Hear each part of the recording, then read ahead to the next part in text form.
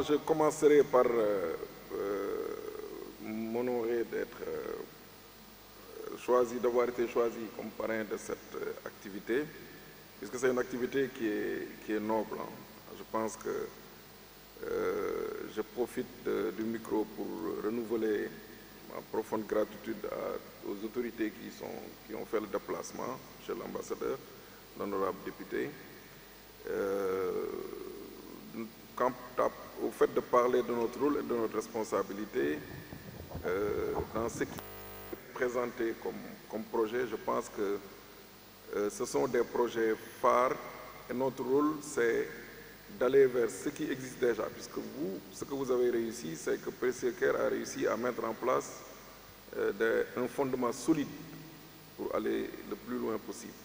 Et donc notre rôle, c'est d'aider non seulement à élever les murs, parce que le fondement est déjà fait, et aussi un rôle d'encadrement, puisqu'il y a beaucoup d'initiatives qui sont très pertinentes. Parfois même, on apprend donc de vos initiatives, on apprend de ce que vous avez déjà mis en place, et partant de là, on peut appuyer, aider sur le plan académique, notamment, là où nous sommes, parce que nous avons 4 rôles en réalité en tant qu'agent de l'enseignement supérieur. Nous avons un rôle de soins, puisque nous sommes aussi dans les hôpitaux. Chaque fois, je dis que si vous recrutez un enseignant en médecine, vous recrutez en même temps un médecin. Donc d'ailleurs, je me disais même, est-ce que le ministère de la Santé et le ministère de l'Enseignement supérieur ne se mettraient pas ensemble pour essayer de voir comment ouvrir plus de postes d'enseignants, puisqu'il n'y a pas assez de postes d'enseignants en médecine. Donc l'autre chose, c'est que nous avons un rôle d'enseignant, donc d'enseignement, et nous avons un rôle de recherche, et aussi, quatrième élément, c'est un rôle de service à la communauté. Et je pense que ces 4 piliers de l'enseignement supérieur se retrouvent dans ce que vous êtes en train de faire, puisque vous soignez, vous enseignez, puisque vous augmentez les compétences, vous faites de la recherche, puisque vous avez, semble-t-il, des tablettes où vous mettez toutes vos données, etc. Et ça peut être des sujets de recherche. Donc, l'illustration parfaite, c'est la première session, la première activité de cette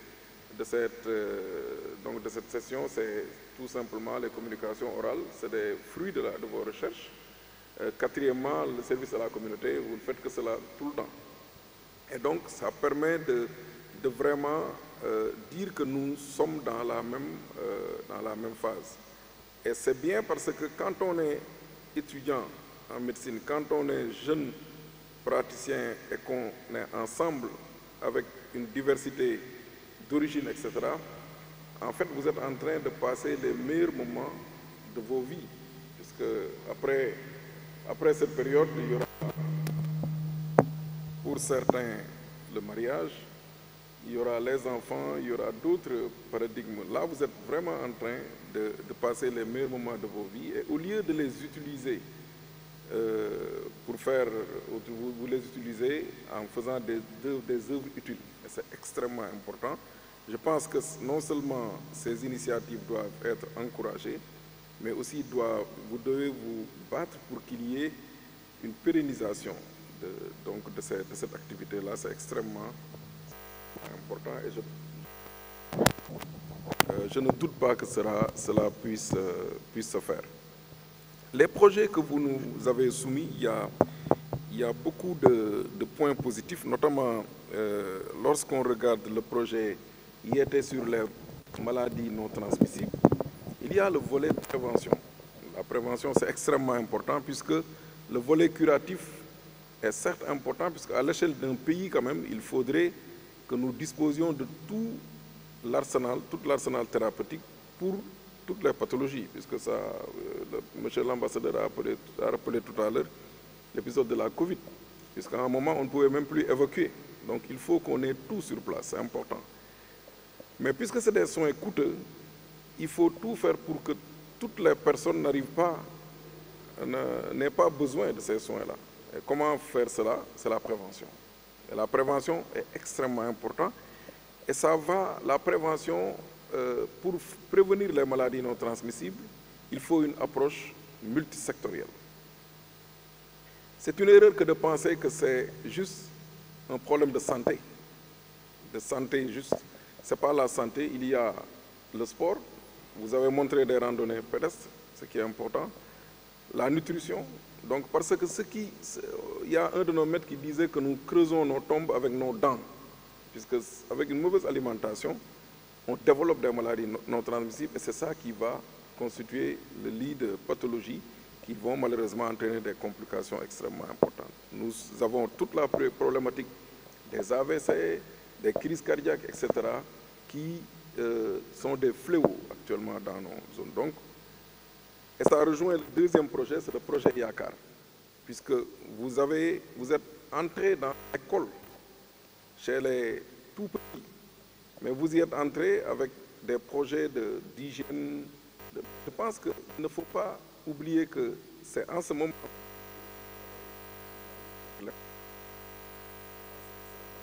que vous avez un élément de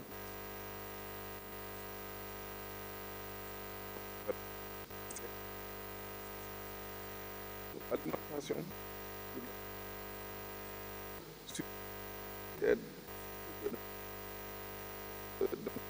du tabac. C'est en ce moment qu'il faut les inculquer aux plus jeunes. Et je pense que c'est des éléments qu'il faut ajouter. Et donc notre aussi de vous conseiller sur certaines thématiques. Donc pour enrichir un peu ce que vous êtes en train de faire, qui est déjà quelque chose d'extrêmement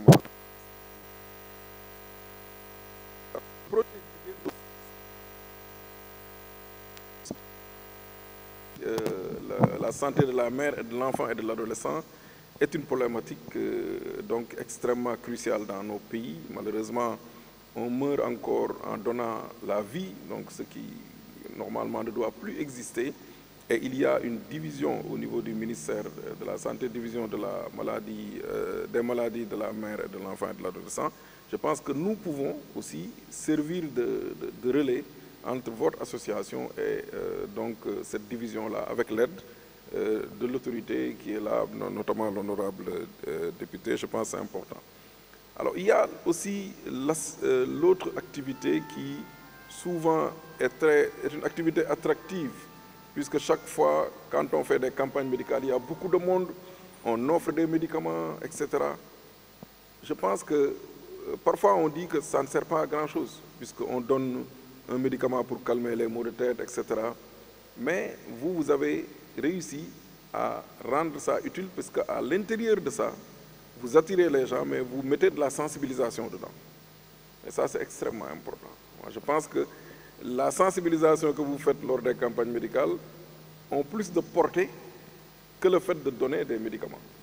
Bon, peut-être la population ne va pas s'en rendre compte, mais c'est après qu'ils vont comprendre, et je pense que c'est extrêmement important. En tout cas, encore une fois, Monsieur le Président, je pense que dire que c'est des initiatives à encourager, nous sommes ouverts.